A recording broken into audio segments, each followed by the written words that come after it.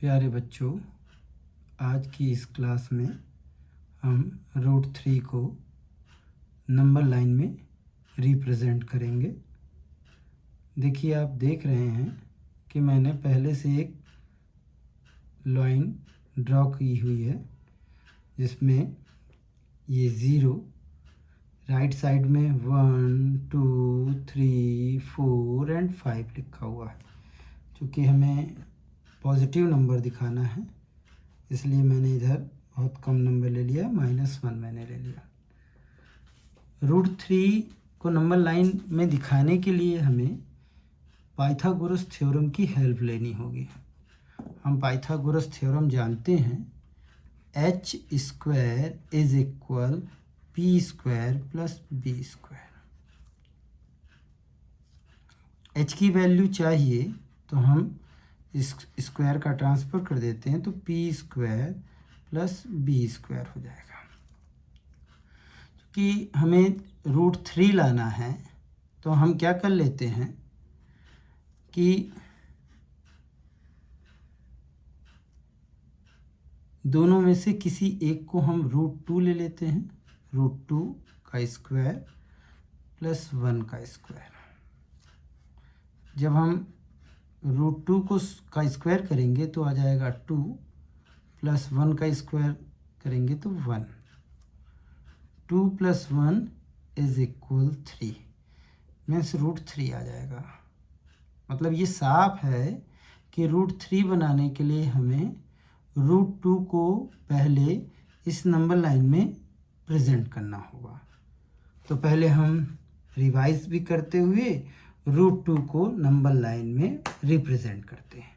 हम क्या करते हैं कि O से A 1 यूनिट ले लेते हैं और इसे हम A का नाम दे देते हैं।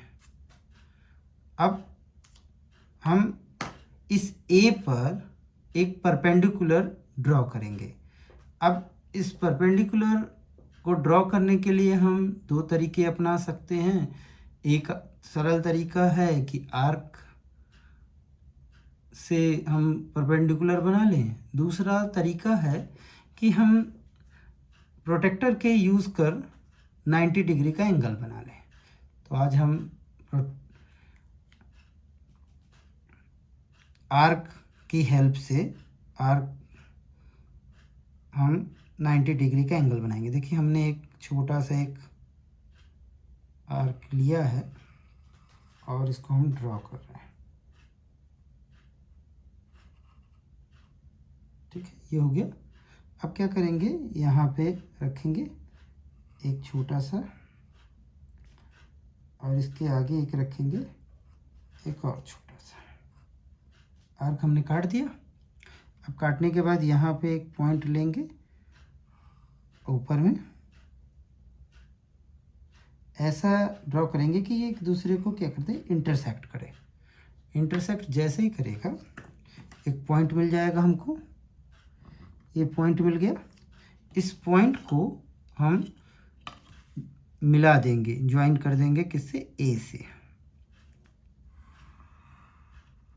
ये हो गया।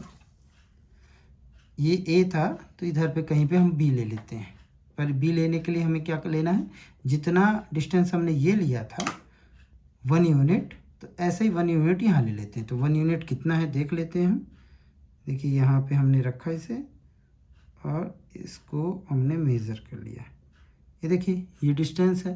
तो अब हम क्या करेंगे, यहाँ पर रखेंगे इस पॉइंट पे और एक ये आर्क हमने काट दिया। इसी पॉइंट को हमने नाम दे दिया B। ये है B। अब इसको हम इसको ज्वाइन कर देंगे। अब ज्वाइन करते हैं। देखिए,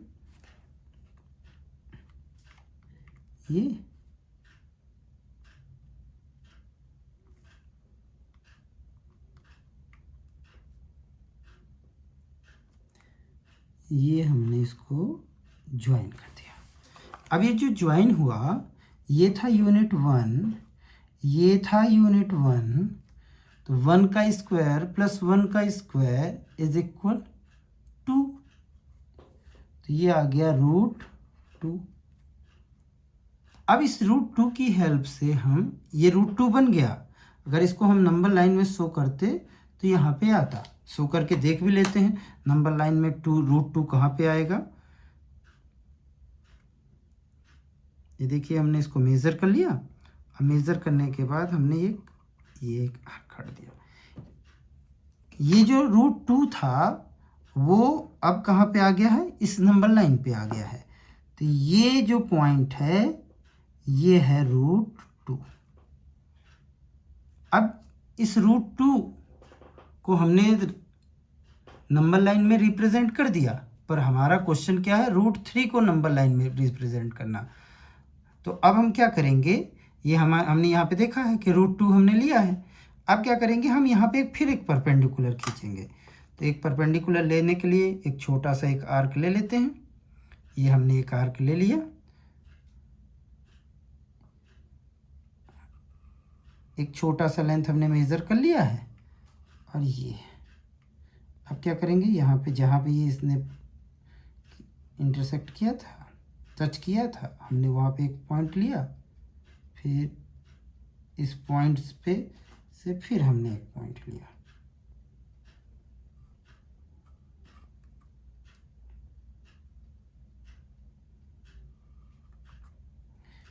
ये हो गया।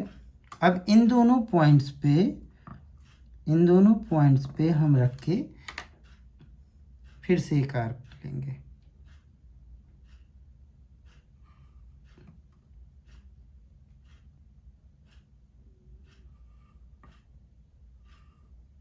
देखो, अब देखिए आप, ये एक पॉइंट मिल गया हमको।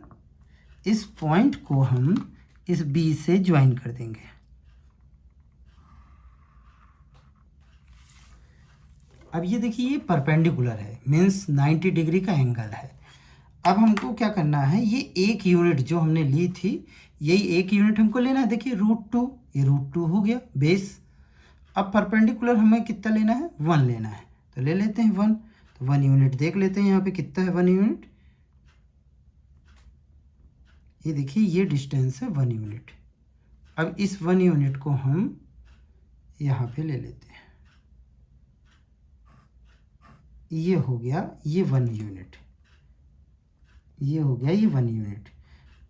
हमने ओ ए बी, तो हम इसको दे देते हैं सी। अब इस OC को हमको ज्वाइन करना है। ये OC हमने ज्वाइन कर दिया।